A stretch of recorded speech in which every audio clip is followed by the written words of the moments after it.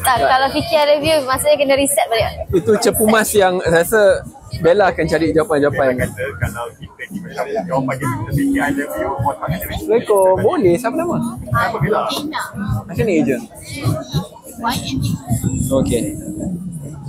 YB Shaki. Statue dia tarian ni kan, statue ni.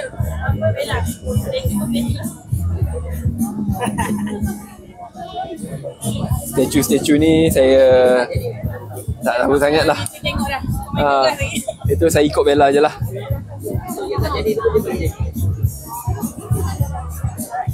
Terima kasih. 1, 2, 3, one more, 1, 2, 3. Okay. Terima kasih. Minta maaf, kita kena sign satu persatu. Ya Allah, Assalamualaikum. Minta terus saya dengan Bella tulis special message untuk my mom. Oh, Dia yang saya. siapa nama? Puan, macam mana je? Bella sampai 10 tu, 9.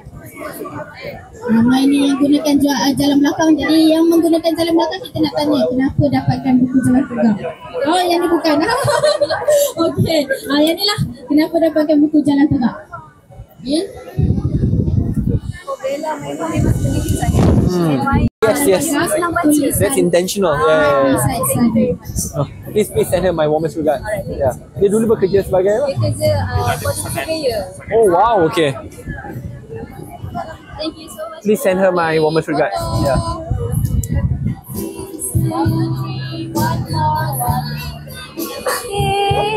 Thank you. Ini nyanyi lah. Assalamualaikum. Dad. Assalamualaikum. Siapa nama adik? Jauh lah ya Allah. Jauh. Jangan nanti Bella kita kecam. Wow, jauh. Kau tak Macam mana nak eja? Kalau Bella mungkin Ketua T dah dapat Datuk L. Exact. Ada je korang. Mana ada cincin huruf L? Susah lah macam ni Bukan. Oh no. Tapi kalau sorry.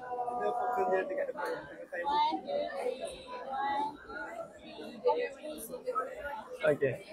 Terima kasih. Berapa low macam ada melodi kat sini. Dia nak sign pun dah tak ada fokus dah. Cuma alang-alang saya dah ada kat sini kan, saya suka kacau orang sebelah saya.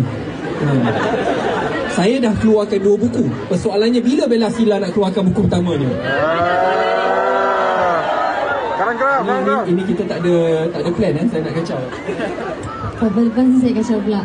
Dia tak beritahu okey. Bila nak apa keluar buku, dia sabar Wabisat Sadiq tunggu pengakhirannya. Itulah jawapannya. Kita tunggu, kita nantikan manuskrip editor Bella lagi lah insyaAllah sebab Bella memang suka menulis.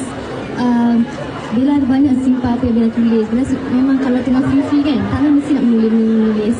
Jadi insyaAllah memang ada perancangan but not anytime soon. Tapi nanti next time insyaAllah. Baik, kita doakan moga perjalanan penulisan manuskrip Bella Asilah dan juga Wabisat Sadiq berjalan lancar dan sila hantar ke editor perolehan Karangkas. Okey, jadi kita akan mulakan